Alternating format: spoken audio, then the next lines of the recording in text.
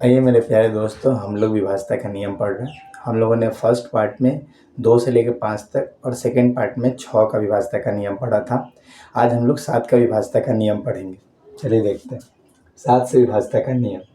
दी गई संख्या को इकाई की तरफ से 3 अंकों का जोड़ा लगा के अंतर निकालते हैं और अंतर को 7 से भाग लगाते हैं। यदि अंतर 7 से विभाज्य है तब पूरा संख्या भी 7 से विभाज्य होगा।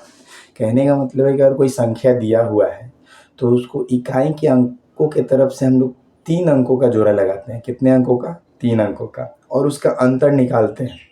अंतर अगर 7 से भाग लग जाता है तो पूरा का पूरा संख्या 7 से भाग लग जाएगा। आइए देखते हैं। जैसे एक संख्या हमने लिखा है 5796, हम इसको इकाई की तरफ से 3 अंकों का जोड़ा लगाएंगे। 3 अंकों का जोड़ा लगाएं, बच गया आपका 5। जो जोड़ा है 796, इसका अंतर निकालेंगे। अंतर यानी घटाव। जैसे 796 में से जो अंतर नहीं लग, जो जोड़ा में नहीं था यानी 5, इसको हम निकालेंगे अंतर। यानी बचेगा 6 में से 5 गया 1, यहाँ पे 9, यहाँ पे 7, 791। अब 791 को हम करेंगे क्या? तो 7 से भाग लगाएंगे। 7 से भाग लगाएंगे यानी 7 एकम 7, ये खत्म हो गया, 9 बचा, 7 एकम 7, यहाँ 2 बचा, 1, 7 की 21, यानी ये भी कट गया। इसका अंतर क्या हो गया? कट गया। अंतर कट गया, इसका मतलब ये है कि ये 7 से पूरा का पूरा भाग लग जाएगा।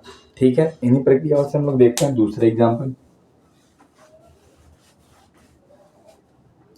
जैसे एक हमने लिखा है 61089। 61089 में हम देखते हैं, पहले जोड़ा लगाते हैं। किधर से? तो दाहिने तरफ से 3 अंकों का। 3 अंकों का हमने जोड़ा लगाया, बच गया 61। हम 89 में से 61 को घटा लेते हैं, यानी अंतर निकाल लेते हैं। बचे कितने? 9 में से 1 गया 8, 8 में से 6 गया 2, 28 बचे। 28 को कितने से भाग लगाना है? तो 28 को 7 से भाग लगाना है। क्या 28 7 चौक 28, 28 भी आपका कट गया। यानी जो अंतर निकला हुआ था इस जोड़े का और इसका जो बचा हुआ था अंतर निकला था 28, 28 किससे कट गया? 7 से। इसका अर्थ है कि यह संख्या भी 7 से भाग लग जाएगा। इन्हीं तरीकों से हम एक बड़ी सी संख्या को लेते हैं और देखते हैं कि क्या वह 7 से कटता है कि नहीं कटता है। चलिए, एक बड़ी संख्या है, देखते हैं। 6 अंकों की संख्या है। पहले आपको क्या बताया गया? दाहिने तरफ से 3 अंकों का जोड़ा लगाना है। जो संख्या बच गया उसके साथ में अंतर निकाल लेना है। तो अंतर का मतलब घटाव होता है और अंतर हमेशा बड़े में से छोटे को घटा लिया जाता है। तो बड़ा इसमें कौन सा हुआ है? तो 964। 964 में से हम कितने को घटा लेंगे? 768 को। चलिए घटाते हैं। आप हासिल लीजिएगा। 14 में से 8 गया 6, यहाँ पे 5 बचा हुआ है, 5 में से 15 हासिल ले जाएंगे, 15, 15 में से 6 गया 9, यहाँ पे आपका बचा हुआ है 8, 8 में से गया, 8 में से 7 गया 1, 196। और 196 को हम कितने से भाग लगाएंगे? तो 7 से। अगर यह संख्या 196 जो अंतर निकला हुआ है कट गया तो हम समझेंगे कि यह संख्या भी 7 से भाग लग जाएगा। यानी 7 दूना के 14, बच जाएंगे 5, 7 8 56। देखिए यह संख्या कट गया 7 से। जो अंतर निकला हुआ था वो 7 से कट गया। इसका अर्थ है कि ये भी 7 से भाग लग जाएगा। तो फिर आप पूछिए कौन सी संख्या सर 7 से नहीं कट सकता है? चलिए वैसी भी संख्या का एग्जाम्पल ले लेते हैं कि कौन सी संख्या 7 से नहीं कटेगी। तो लिख लेते हैं हम।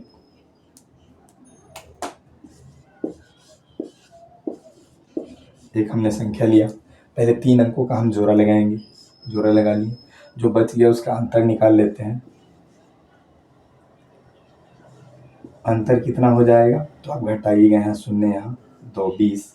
इस अंतर को हमें क्या करना है? तो आपको याद होगा ये अंतर को हमें 7 से भाग लगाना है। हमने देखा कि 7 से कटेगा तो 7 दूना के 14, बच गया, हासिल बच गया 6। तो हासिल बच गया 6 यानी पूरा पूरा नहीं कटा। तो यह संख्या क्या 7 से कट सकता है? नहीं कट सकता है। जो हमने अंतर निकाला है वह संख्या 7 से कटना चाहिए, तभी दी गई संख्या पूर्ण रूप से 7 से विभाज्य होगी। एक और भी छोटा सा एक कंसेप्ट है, वो देख लेते हैं हम लोग।